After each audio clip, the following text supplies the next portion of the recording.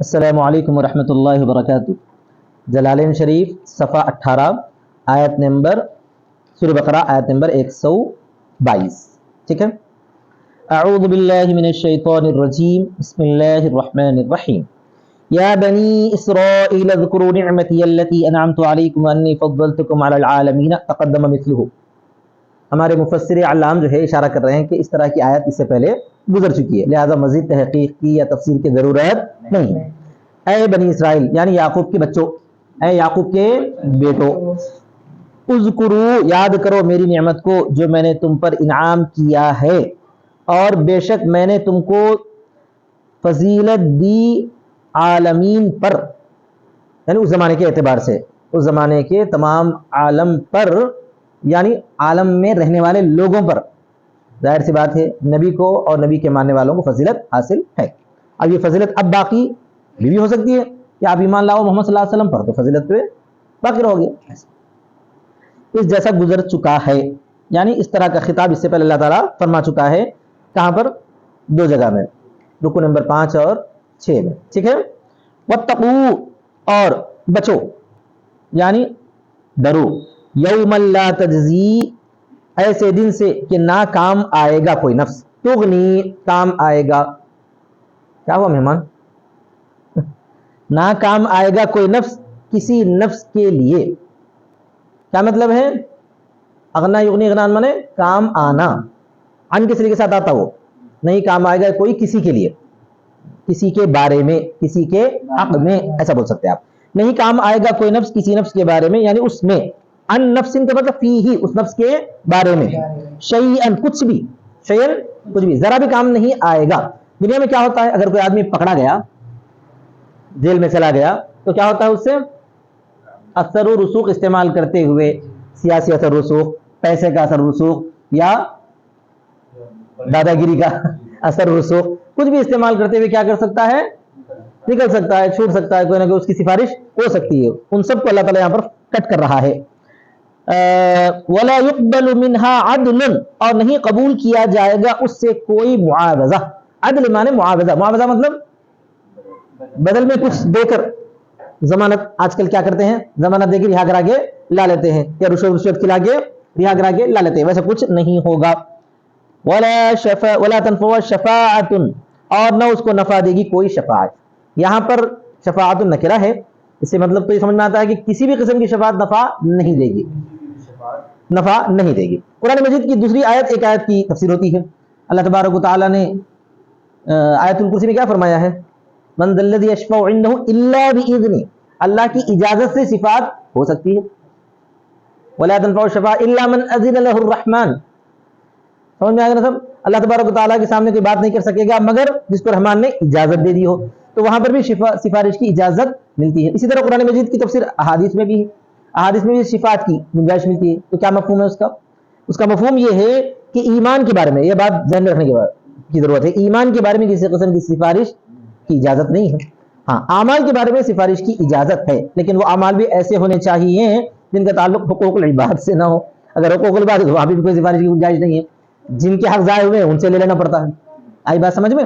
تو یہاں پر جو ہے عمومی اعتبار سے فرمایا گیا ہے کہ ان کو کوئی سفارش نفع نہیں دے گی، یعنی ایمان کے بارے میں۔ ولا تنفع شفاعۃ ولا هم ينصرون اور نہ وہ مدد کیے جائیں گے، اور نہ وہ مدد کیے جائیں گے۔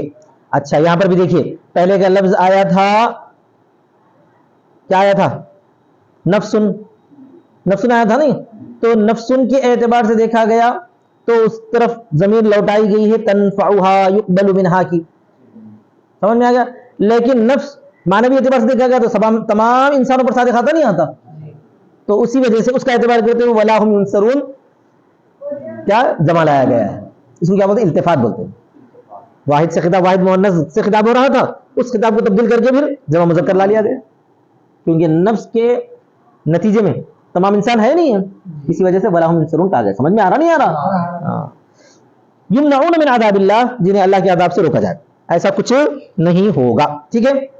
آگے دیکھیے، وذکر یاد کرو، اذ ابتلی ابراہیم جبکہ آزمایا، اختبر، اختبار بولتے ہیں امتحان کو، امتحان کیا بولتے ہیں؟ الاختبار النصف السنوی، عربی میں استعمال ہوتا ہے۔ تو یاد کرو جب کہ آزمایا ابراہیم کو. ہاں ابراہیم نے پڑھنا نوز باللہ, بالکل معنی الٹ جاتا, ابراہیم آئے کیا ہے.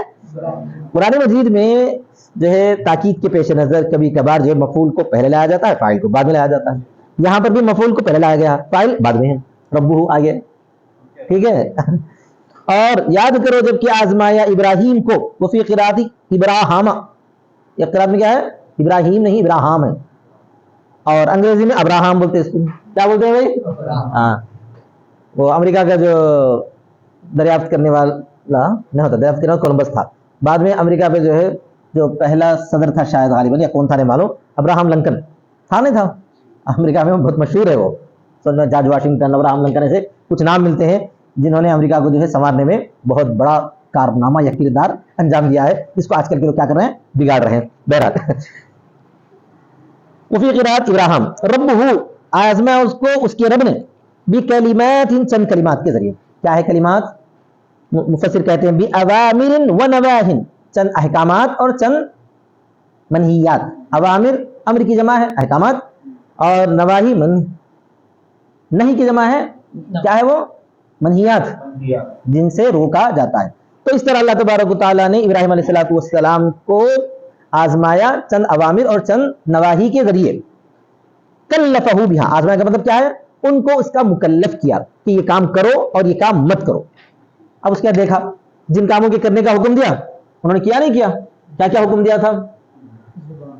شہر, اپنا شہر وطن چھوڑ کے چلے جاؤ, بیٹے کو جنگل میں لے جا کے چھوڑ دو, پھر بیٹے کو ذبح کرو. یہ تمام جو ہے اوامر تھے. اور منہیات کیا کیا تھی؟ بہت ساری چیزوں کی, یہ کام کرو, یہ کام کرو, یہ کام کرو, ایسی منہیات تھے. مفسر جو ہے یہاں پر چند چیزوں کا ذکر کرتے ہیں جن کو جو ہے فطرت کہا گیا ہے, جن کو فطرت کہا گیا ہے. قیل, کہا گیا ہے مناسک الحج, بعض لوگ کہتے ہیں کہ یہ مناسک حج ہے. اوامر اور نواہی کیا ہے؟ مناسک حج, حج کے ارکان, عبادات. حج کی عبادت کے اندر جتنے ارکان ہیں, چاہے وہ فرض کی شکل میں ہو, چاہے وہ واجب کی شکل میں ہو, سنت کی شکل میں, ان سب کو کیا کہا جاتا ہے؟ مجموعی طور پر مناسک کہا جاتا ہے. تو مناسک حج بعضوں نے کہا, اور بعضوں نے کہا کہ المضمضۃ, کلی کرنا, والاستنشاق, یہ فطرت کی چیزیں, فطرت کی 10 چیزیں. اشر من الفطرت, آپ لوگ آگے چل کے مشکاۃ شریف میں حدیث پڑھیں گے. کلی کرنا, ناک میں پانی ڈالنا, اور مسواک کرنا, اور مونچھوں کو کترنا, اور سر کو پھاڑنا. سر کو پھاڑنا تو مانگ نکالنا, بالوں کو جدا کرنا, مانگ نکالنا. فرق الراس کا مطلب ہے کہ سر پھاڑنا ہو جاتا ہے, آپ جو ہے پتھر لے کے مار لیں گے دن سر کو, ایسا نہیں ہے. مانگ نکالنا کیا ہے؟ بالوں میں مانگ نکالنا.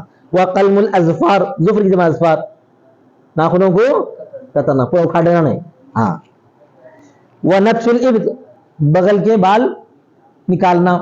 وحلق العانہ, زیر ناف بال نکالنا. وحلق عانہ کہتے ہیں زیر ناف. اسی طرح والختان, ختنہ کرنا, یہ بھی ابراہیم علیہ السلام کو اللہ نے حکم فرمایا تھا. سمجھ میں آ گیا نا؟ اب احادیث میں آتا ہے یا تفسیر کی کتابوں میں کہ انہوں نے جو ہے اپنی بڑی عمر میں جب اللہ کا حکم آیا تو انہوں نے اپنا ختنہ فرمایا. والاستنجاء, اور استنجا کرنا. استنجا کرنا بھی خاص حضرت ابراہیم علیہ السلام کی سنت. سمجھ میں آ گیا نا؟ تو یہ تمام چیزیں اللہ تبارک و تعالیٰ نے امت محمدیہ کے لیے بھی پسند فرمایا ہے. بعض موقعوں پر وہ فرض ہو جاتا ہے, بعض موقعوں پر سنت رہتا ہے. سمجھ میں آ گیا نا؟ ٹھیک ہے. جب ان چیزوں کو اللہ تعالیٰ نے حکم دیا ہے اپنے بندے ابراہیم علیہ السلام کو, تو فَأَتَمَّهُنَّ, تو انہوں نے کیا کیا؟ ان کو پورا کر دیا. اداہن, یعنی ان کو ادا کر دیا. تامات, اداہن تامات. اتمہ کا ترجمہ کیا ہے؟ یعنی پورا پورا ان کو ادا کر دیا, کوئی چیز چھوڑی نہیں, بھولی نہیں. قال تعالی, تو اللہ تعالیٰ نے فرمایا ان سے, انی جاعلک للناس اماما, میں بنانے والا ہوں تم کو لوگوں کے لیے امام, لیڈر. قدوۃ فی الدین, یعنی دین میں قدوہ, قائد, نمونہ, جس کو دیکھ کر لوگ جو ہے تمہاری اتباع کر کے کامیابی حاصل کریں. قدوۃ فی الدین بولتے ہیں اس کو, امامہ. قال, تو ابراہیم علیہ السلام جو ہے ایسے موقع پر اپنی اولاد کو یاد کر لیا. ہر آدمی جب بھی اسے خوشی ہوتی ہے, مسرت ہوتی ہے, اور اس کو کوئی اچھا فائدہ پہنچتا ہے تو انہیں کیا کرتا ہے؟ اپنی اولاد کو یاد رکھتا ہے. یہ بات الگ ہے کہ بچے اپنے ماں باپ کو شاید کبھی یاد رکھیں گے, کبھی نہ رکھیں گے, لیکن آدمی اپنی اولاد کو بھول نہیں سکتا. تو قال, انہوں نے فرمایا, عرض کیا, ومن ذریتی, اور میری اولاد میں سے, اولادی, یعنی میری اولاد میں سے, ذریہ کہہ کر اولاد مراد ہے. اجعل ائمۃ, اے اللہ آپ ان کو بھی کیا کر دیجیے؟ امام بنا دیجیے. کیا کر دیجئے؟ جیسے مجھے آپ نے امام بنانے کا وعدہ کیا ہے، میری اولاد کے لیے بھی امامت کے دروازے کھول دے. کون سی امامت؟ دین کی امامت. قال لا ينال عهدي بالامامه الظالمين الكافرين. تو اللہ تعالیٰ نے فرمایا ٹھیک ہے تمہاری دعا قابل قبول ہے، لیکن یاد رہے کہ چند لوگوں کے حق میں قبول ہے، بقیہ لوگوں کے حق میں قبول نہیں ہے. جو ظالم اور کافر رہیں گے ان کے حق میں قبول نہیں ہے. قال فرمایا اللہ تعالیٰ نے لا ینال، نہیں حاصل ہوگا میرا عہد امامت کا، یعنی نہیں پہنچے گا، نہیں پہنچے گا میرا جو امامت والا عہد ہے وہ ظالموں کو، کافروں کو. ظالم کہہ کر کافر کیوں مراد ہے؟ اس لیے کہ کفر ہی سب سے بڑا ظلم ہے. ظلم کی تعریف کر دی گئی نہیں، وضع الشیء علی غیر محلی، نہیں کرا اس میں کسی چیز کو اس کے غیر محل میں رکھنا. سمجھ میں آ گیا؟ توحید یہ محل ہے، غیر محل میں عبادت کو رکھنا یہ کیا ہے؟ ظلم ہے. سمجھ میں آ گیا نا؟ میں اس واسطے کفر سب سے بڑا ظلم ہے. منہم دل علی انہ ینالہ غیر الظالم، اسی سے ان میں سے جو کافر ہوں گے، اچھا الکافرین منہم ہے وہاں اس کا تعلق سے ہے، جو ظالمین یہ ہوں گے ان میں سے ان کو میرا عہد نہیں پہنچے گا. تو دلالت ہے اس بات پر کہ اس کو پہنچتا ہے، یعنی اللہ تبارک و تعالیٰ اس کو پہنچاتا ہے غیر ظالم کو. اللہ تعالیٰ اس امامت کے عہد کو پہنچاتا ہے غیر ظالم کو. ٹھیک ہے نا؟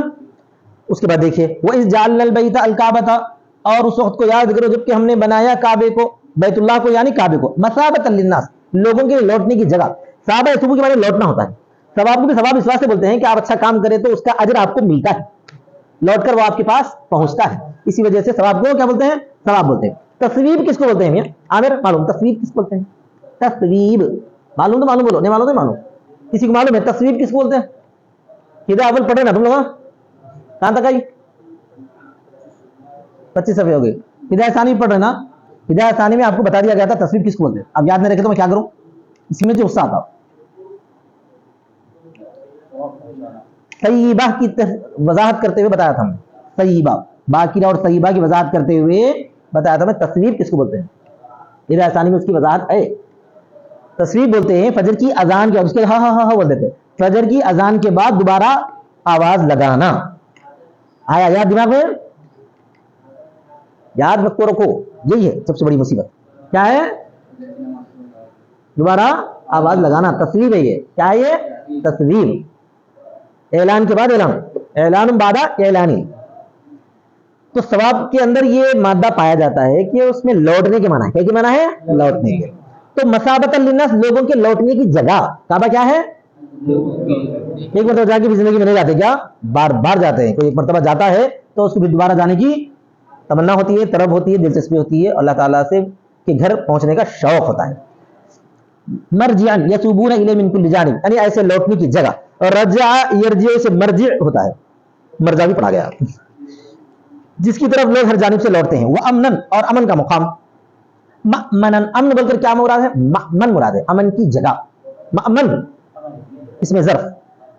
مأمنن لهم من الظلم والاغارات الواقعات في غیرہ، ظلم سے امن کی جگہ ان کے لیے اور حملوں سے جو کہ واقع ہو رہے ہیں اس کے غیر میں. الاغارات کے معنی کیا؟ حملے کرنا. ایسا ہوتا تھا، اللہ تبارک و تعالیٰ لوگوں کے ذہن میں بات ڈال دی کہ حرم شریف مکہ مکرمہ اور آس پاس کے علاقوں میں حملے نہیں ہوتے تھے. دوسری جگہ پر لوگوں پر جو ہے حملہ اور لوگوں کے ساتھ ظلم و زیادتی ہو رہی تھی، لیکن حرم کے علاقے میں اللہ تبارک و تعالیٰ نے ان تمام چیزوں سے کیا کر دیا تھا؟ محفوظ رکھ دیا تھا. کان الرجل یلقى قاتل ابیہ فیہ فلا یحیجہ، ایک آدمی ملاقات کرتا تھا اس میں، ملتا تھا اس میں اپنے باپ کے قاتل سے، لیکن اس پر حملہ نہیں کرتا تھا. احاد یحیج میں حملہ کرنا، باپ کا قاتل بھی نظر آتا تھا تو کیا کرتے تھے وہ لوگ؟ حملہ نہیں کرتے تھے. تو اتنا اللہ تعالیٰ نے حرم کو امن کی جگہ بنایا ہے.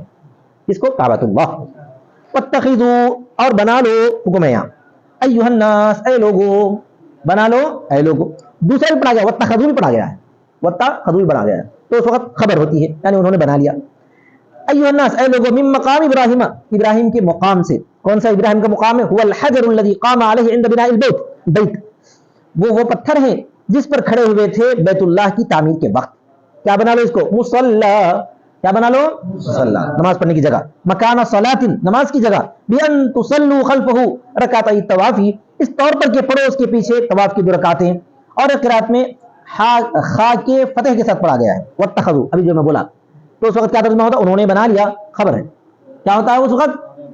فعل ماضی انہوں نے بنا لیا. ٹھیک ہے. واحدنا الی ابراہیم و اسماعیل. اچھا یہاں پر مقام ابراہیم کے پاس 2 رکعت پڑھنا واجب ہے، سبھی مانتے ہیں. اب مقام ابراہیم کے پاس وہ تو وہاں پہ طواف چلتے تو وہیں جا کے پڑھنا، ایسا کوئی ضروری نہیں. اس کے پیچھے کتنی بھی دور پڑھ سکتے. پورا حرم مقام ابراہیم نماز پڑھنے کے حق میں، پورا حرم مقام ابراہیم ہی جیسا ہے. آپ کہیں بھی پڑھیے پیچھے ہٹ کے. آیا سمجھ میں؟ ٹھیک ہے. اور ہم نے عہد لیا ابراہیم اور اسماعیل سے. کیا مطلب؟ ابراہیم اور اسماعیل کی طرف ہم نے عہد کیا، یعنی ان کو حکم دیا. امرنا ہما، ہم نے حکم دیا ان دونوں. کون کون تھے وہ دونوں؟ کیا حکم دیا؟ ان بول کر یا بی ان مراد ہے. ان بول کر کیا ہے؟ بی ان مراد. ویسے ان مصدریہ جو ہے با کے ساتھ آتا ہے، کبھی کبھار اس با کو حذف بھی کر دیتے ہیں. جیسے قرآن مجید میں کبھی با زائدہ ہوتا ہے تاکید کے لیے، کبھی با جا رہنا ہے وہاں پہ حذف کر دیا جاتا ہے، وہ بھی تاکید کے لیے ہوتا ہے. سمجھ میں آ گیا نا سر؟ بی ان اس طور پر کے، بی ان بولے تو اس طور پر. کیا وہ انطہرا بیتیا کہ پاک کرو. کیا کرو؟ پاک کرو تم دونوں میرے گھر کو. کس چیز سے پاک کرو؟ بتوں سے، بتوں کی گندگی سے پاک کرو.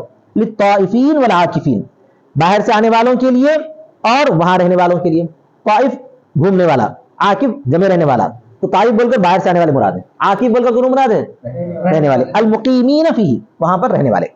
والرکع، راکع کی جمع ہے. والسجود، ساجد کی جمع ہے. جمع راکعین وساجدین. المصلین، یعنی باہر سے آنے والوں کے لیے، وہاں رہنے والے مقیم کے لیے، جو نماز پڑھنے والے ہیں ان سب کے لیے کیا کرو؟ بیت اللہ کو پاک صاف رکھو. وَإِذْ قَالَ إِبْرَاهِيمُ رَبِّ اجْعَلْ هَٰذَا الْمَكَانَ بَلَدًا آمِنًا، اور یاد کرو جب کہ کہا ابراہیم علیہ السلام نے، اے میرے رب بنا دے اس جگہ کو امن والا شہر. بنا دے اس کو، یعنی اس جگہ کو کیا بنا دے؟ امن والا شہر. ذا امن، آمن بولے تو امن والا. وقد اجاب اللہ دعاءہ، اللہ تبارک و تعالیٰ نے ان کی دعا کو قبول فرما لیا. فجعلہ حمرا لا يسفك فيه دم انسان، اس کو ایسا حرم بنا دیا کہ اس میں کسی انسان کا خون نہیں بہایا جائے گا. کسی انسان کا خون نہیں بہایا جائے گا. کیا ٹائم ہو رہا ہے جناب؟ احتشام میں 9:30 ہو رہے ہیں. 9:30 کو مدرسہ شروع ہوتا اپنا. اچھا کل سے مت کیجیے، ٹھیک ہے؟ ہاں. ذا امن، امن والا. وقد اجاب اللہ دعاءہ فجعلہ حرما لا يسفك فيه دم انسان، تو بنایا اس کو ایسا حرم کہ نہیں بہایا جاتا اس میں انسان کا خون. ولا يظلم فيه احد، اور نہ اس میں کسی پر ظلم کیا جاتا. لا یظلم بولیں گے، کیا بولیں گے؟ لا یظلم فيه احد، نہ ظلم کیا جائے اس میں کوئی. ولا يصاد صیدہ، اور نہ شکار کیا جائے اس کا شکار. حرم کے اندر یہ بھی ہے کہ حرم کے شکار کو، بلکہ وہاں پر جو ہے جنگلی جانور اگر نظر بھی آ گیا تو خاموش ہاتھ بند کے بیٹھنا، چلے آتا ہوں نیچے. اگر انہیں حملہ کرا، مطلب درندہ ہے حملہ کرا تو اپنی بچاؤ کی نہیں مار. سمجھ گئے؟ ویسے شکار نہیں کرنا ہے. ویسے دکھتے بھی نہیں نا، انسانی آبادی رہے تو جنگلی جانور کہاں نظر آئیں گے. ولا یختلى خلاه، اور نہ اکھاڑا جائے اس کا کانٹا. سمجھ میں آ گیا نا صاحب؟ کانٹے بھی نہیں اکھاڑنا چاہیے. خود جو گھاس وغیرہ ہوتی ہے اس کو بھی نہیں اکھاڑنا چاہیے. کانٹے وغیرہ ہوتے ہیں اگر وہ راستے میں آ رہے ہیں، آپ کو تکلیف دے رہے ہیں تو ہٹا سکتے، مگر بلا وجہ کے نہیں اکھاڑنا چاہیے. ٹھیک ہے؟ وارزق اہلہ من الثمرات، اور دعا کیا انہوں نے، اور رزق دو اس کے رہنے والوں کو. اب یہ اہل بول کر کون مراد ہے؟ وہی ذریت، وہی ذریت کی طرف اشارہ ہے، اس کے رہنے والے. من الثمرات، پھلوں میں سے. تو اللہ تبارک و تعالیٰ نے اس کی دعا بھی قبول فرمائی. کیسا قبول فرمایا معلوم ہے؟ طائف کو اللہ تعالیٰ نے لا کر وہاں پر بسا دیا، مکے سے قریب میں. کتنے کلو میٹر ہے؟ کوئی گئے طائف؟ نہیں گئے. میری بہت تمنا تھی 2 جگہ جانے کی. جس وقت میں عمرے کے لیے گیا تھا، پہلے حج کے لیے گیا تھا، اللہ موقع دیا، پھر بعد میں عمرے کے لیے. تو 2 جگہ جانے کی بہت تمنا تھی، لیکن جب ہم معلوم کریں تو دونوں موقعوں پر اجازت نہیں تھی جانے کی. ایک تھا طائف، دوسرا تھا جلدی بولو مدینہ منورہ کا طائف، بدر. یہ دونوں جگہ جانے کی بہت، مگر اب موقع ہے. اب جو ہے حکومت سعودی اپنا ایک پالیسی چینج کری ہے کہ جو بھی عمرے کا ویزا لے گا اس کو پوری مملکت سعودی پھرنے کی اجازت. اس وقت نہیں تھی ہم کو اجازت.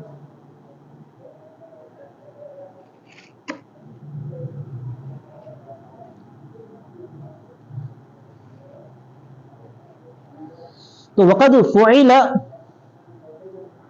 بنقل الطائف، وقد فعل اللہ تعالیٰ اس کی طرف وہ ہے فاعل ہے سمجھو، اور کیا ہے طائف کو منتقل کر کے ملک شام سے. تو اللہ تعالیٰ نے کیا کر دیا معلوم ہے؟ ملک شام زرخیز علاقہ ہے، ہر مکہ مکرمہ اور آس پاس کا علاقہ جو ہے زرخیز نہیں. تو روایات میں آتا ہے کہ طائف جو ہے ملک شام ہی کا ایک حصہ تھا، ملک شام ہی کی ایک سرزمین تھی.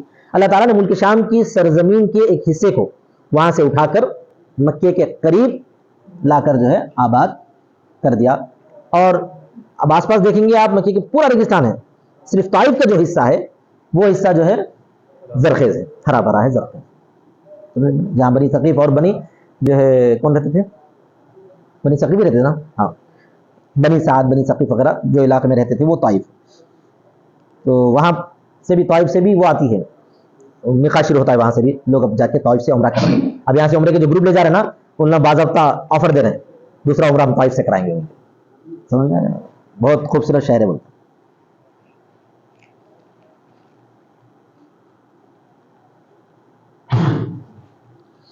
تو کیا فرمایا اللہ تعالیٰ نے, وَكَانَ أَقْفَرَ لَا زَرْعَ فِيهِ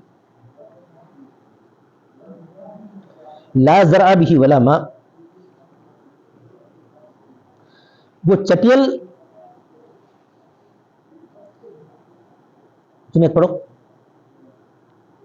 وَكَانَ أَقْفَرَ لا زرع به ولا ماء ولا ماء من آمن منهم بالله واليوم الآخر بدل من أهله وخصهم بالدعاء لهم. خیر میں بول نہیں سک رہا تھا, مجھے جانے کی خواہش وہاں یہ خوبصورتی سے نہیں تھی, صرف اس وجہ سے تھی کہ نبی صلی اللہ علیہ وسلم وہاں جا کر تکلیف اٹھائے تو وہ اجازت دینا چاہتا تھا. میں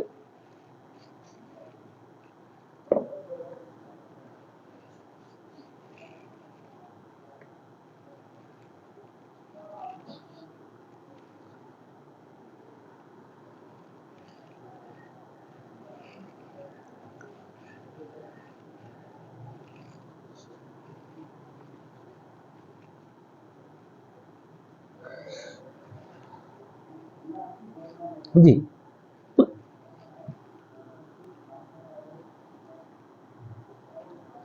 پڑھو آگے پڑھو. تو اللہ تعالیٰ نے طائف کو ملک شام سے منتقل کیا, اور وہ پہلے جو ہے چٹیل میدان تھا. خوانا اقفر, اقفر بنے چٹیل میدان, لا زرع بھی ولا ماء, جہاں نہ کھیت ہوتی تھی نہ پانی ہوتا تھا. لیکن اللہ تعالیٰ نے کیا کیا, اس کو طائف کو ملک شام سے وہاں منتقل کر دیا, تو وہاں پر سرسبزی, شادابی, پانی وغیرہ ہر چیز کی فراوانی ہو گئی. ٹھیک ہے, تو یہاں رہنے والوں کو پھل کا حصہ ملا. حضرت ابراہیم علیہ السلام کی دعا کیسے قبول ہوئی کہ ملک شام کے زرخیز علاقے کو طائف منتقل کر دیا, تو طائف میں جو بھی پیداوار ہوتی تھی وہ پوری مکہ آرام سے پہنچ جاتی تھی. چلے قال, اللہ تعالیٰ نے فرمایا نہیں من آمن منہم باللہ, جو کوئی ان میں سے ایمان لائے. یہ کیوں بولے ابراہیم علیہ السلام, کیونکہ اللہ تعالیٰ نے اوپر جو ہے میرا عہد ظالموں کو نہیں ملے گا بولے تھا نا, اس وجہ سے ابراہیم علیہ السلام نے فرمایا کہ یہاں کے رہنے والوں میں سے جو ایمان لائے ان کو رزق عطا فرما.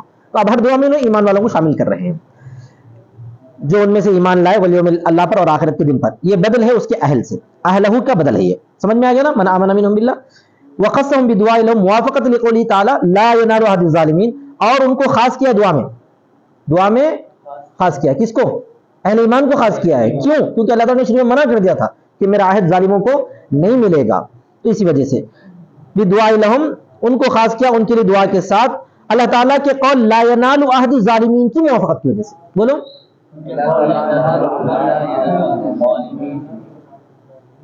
موافقت کی وجہ سے, ٹھیک ہے نا. پھر اس کے بعد اللہ تعالیٰ نے فرمایا وَأَرْزُقُ مَنْ كَفَرَ, وَأَرْزُقُ ہے, اور میں رزق دوں گا ان کو بھی جو کفر کرے. تو اللہ تعالیٰ یہ فرمانا چاہتا ہے کہ دنیا کے اعتبار سے نعمتیں تقسیم نہیں ہوں گی, دنیا کے اعتبار سے نعمتیں کافروں کو بھی دوں گا میں. ابراہیم علیہ السلام نے تو صرف ایمان والوں کی دعا کی, اللہ نے کیا فرمایا, کافروں کو بھی دوں گا. ایمان والوں کو امام بناؤں گا, مقتدی اور پیشوا بناؤں گا یعنی دین میں, لیکن دنیا کے اعتبار سے نعمتوں میں ایمان والوں کو بھی ملیں گی کافروں کو بھی ملیں گی. تو اللہ تعالیٰ فرماتا ہے کہ میں رزق دوں گا اس کو جو کفر کیا, فَأُمَتِّعُهُ, میں اس کو کیا کروں گا بھائی, متاع دوں گا.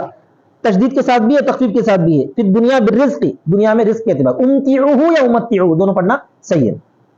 کیا ہے مولانا صاحب, قلیلا تھوڑی مدت حیاتی, ان کی حیات کی مدت سے, ثم اضطرہ, پھر میں اس کو کھینچوں گا, پھر میں اس کو کیا کروں گا, کھینچوں گا. الجئہ, الجا الجزا میں ٹھکانہ دینا ہے, یعنی زبردستی کھینچ کے لے آنا.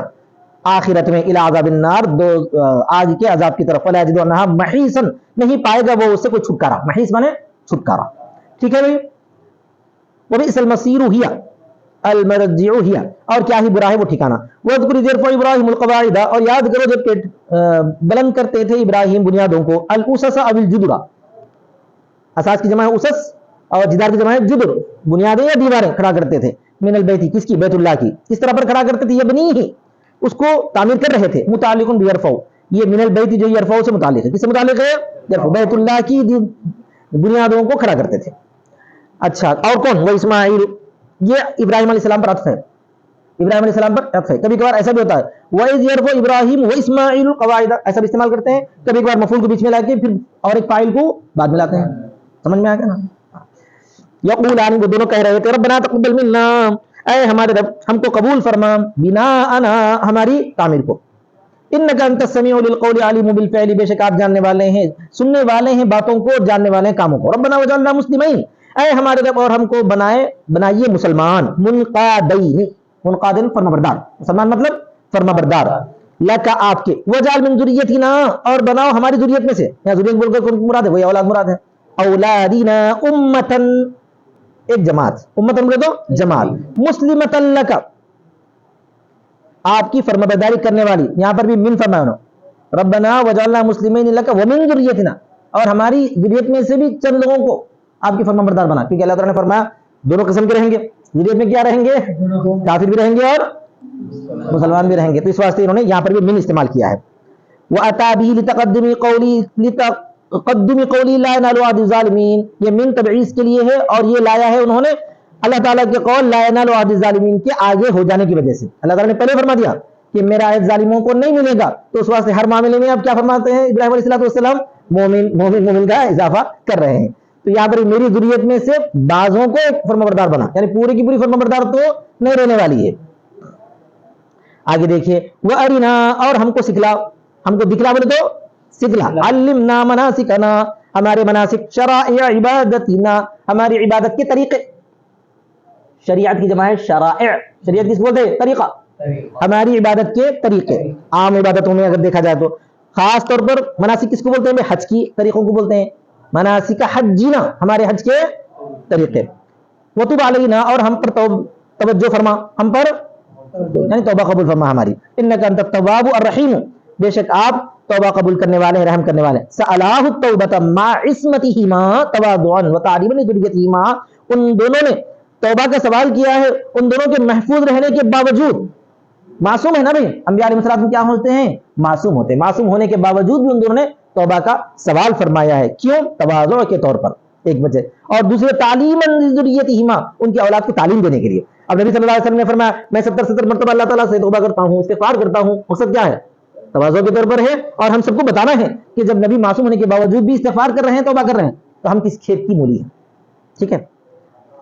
ربنا وبعث فیہم، اے ہمارے رب اور بھیج ان میں. کن میں؟ ای اہل البیت. اہل البیت کی طرف اشارہ ہے. ہم کی ضمیر اہل کی طرف لوٹ سکتی نہیں لوٹ سکتی؟ بالکل لوٹ سکتی ہے. کیوں؟ اس لیے کہ اہل لفظاً واحد ہے، مانن جمع ہے. رسولا منہم، ان میں سے ایک رسول کو. ان میں سے مطلب ان کی جانوں ہی میں سے، ان کے جانوں ہی میں سے، اسی نسل میں سے. وقد اجاب اللہ دعاءہ بمحمد صلی اللہ علیہ وسلم، اللہ تعالیٰ نے حضرت ابراہیم علیہ السلام کی دعا کو محمد صلی اللہ علیہ وسلم کے حق میں قبول فرمایا. اسی وجہ سے نبی صلی اللہ علیہ وسلم فرمایا کرتے تھے کہ انا ثمرۃ دعوت ابراہیم علیہ السلام، میں حضرت ابراہیم علیہ السلام کے دعاؤں کا ثمرہ ہوں، نتیجہ ہوں. بولتے تھے نہیں بولتے تھے؟ انک انت العزیز الغالب الحکیم فی صنعہ، اور ہے نا اور ایک لائن یتلو علیہم آیاتک، وہ رسول جو خاص رسول ہوں گے وہ تلاوت کرے ان پر تیری آیتیں، یعنی قرآن مجید. اشارہ ادھر ہی ہے. وَيُعَلِّمُهُمُ الْكِتَابَ، اور ان کو تعلیم دے کتاب کی یعنی قرآن کی، اور حکمہ ما فی من الاحکام، وَيُزَكِّيهِمْ، اور ان کو پاک کر، يُطَهِّرُ مِنَ الشِّرْكِ، ان کو شرک سے پاک کر. انک انت العزیز، بے شک آپ ہی غلبے والے ہیں، الحکیم فی صنعہ، اپنے کام میں حکمت والے ہیں. وآخر دعوانا الحمدللہ رب العالمین.